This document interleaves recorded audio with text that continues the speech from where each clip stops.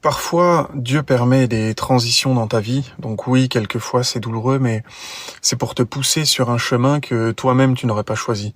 Parce que il est l'auteur et le finisseur de ton histoire. Il sait que tu ne bougeras pas sans une secousse.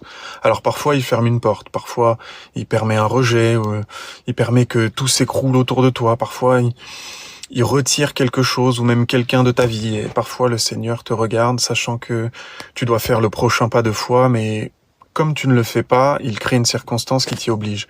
Et c'est souvent avec le recul, quand on regarde en arrière, qu'on réalise, merci Seigneur. Tu as fermé cette porte, cette personne m'a rejeté, j'ai perdu ce travail, cette maison, ce projet. Mais c'était pour m'amener là où tu voulais que je sois.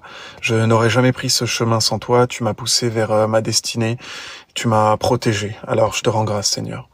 Donc oui, tu as peut-être perdu quelque chose, mais ce que tu as perdu, Dieu s'en est servi pour te rapprocher de lui. Parce que pendant que tu vivais dans cette tempête, le diable faisait tout pour t'éloigner du Dieu, mais Dieu, lui, il a veillé sur toi. Et maintenant, Jésus revient bientôt et il t'invite à te préparer pour son royaume.